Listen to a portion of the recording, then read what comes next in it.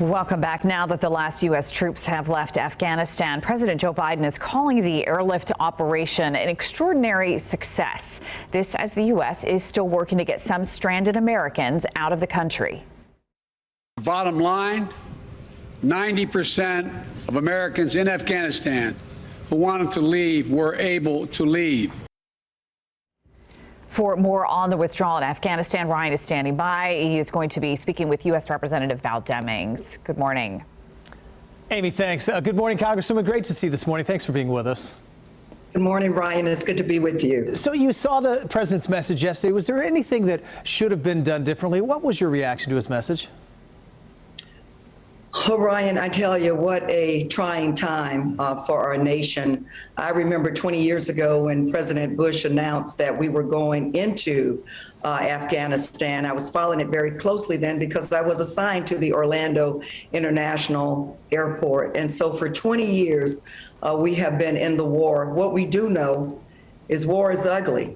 It's ugly going in and it's ugly going out. But I think we've been reminded over the last few days of the bravery, the unshakable commitment and dedication of the men and women of our military. We were reminded, I thought about the words of President Kennedy, who said that we will pay any price for liberty.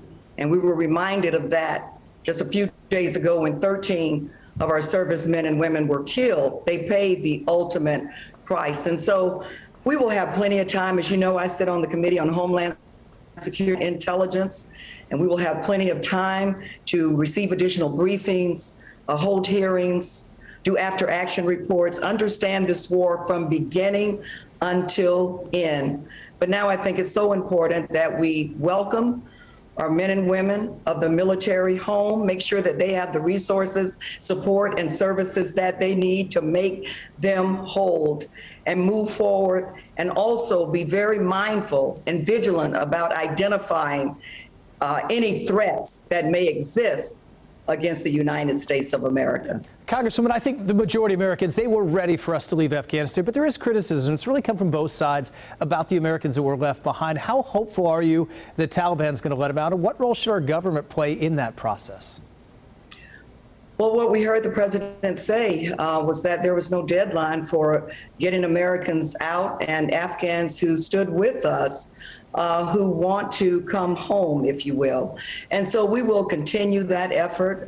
We, in our office, in our congressional office, we have a couple of cases where we're working along with the State Department. That work did not end on August 31st. So while the military operation, as you saw the last soldier, and what a very powerful picture of the last soldier leaving Afghanistan, we know that the mission, if you will, has not ended, and the commitment to get any American who wants to leave or any Afghan who wants to leave who assisted us out.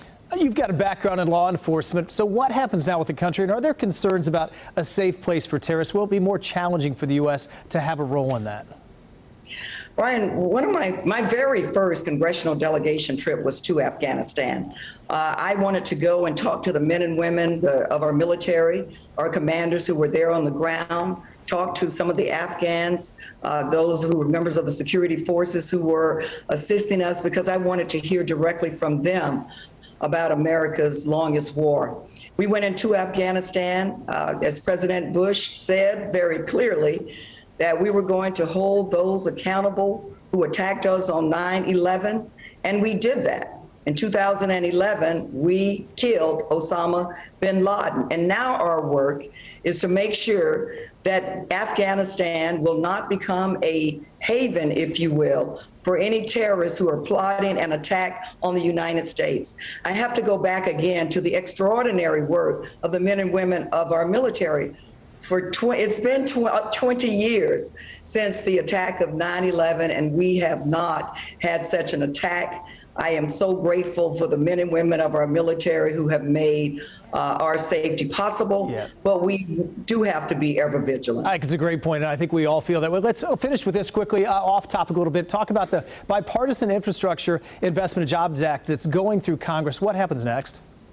We are excited about the advancement of this bill. We'll be back in D.C. in about 2 weeks now to go ahead and finish the work there. We know that in Florida, this bill will bring billions of dollars to Florida. We have about 400 bridges that are in poor condition, about 3,500 miles of highway that are in poor condition. We know that there are dead spots in terms of broadband and high-speed internet. Boy, did the last year and a half shine a spotlight on that vulnerability. But we also will create millions of jobs right here in our state and put people back to work. So I am excited about getting this bipartisan piece of legislation passed and bring something great to the Sunshine State. Congresswoman, I know you're busy. We always appreciate your time, so thanks for being with us this morning. Thank you.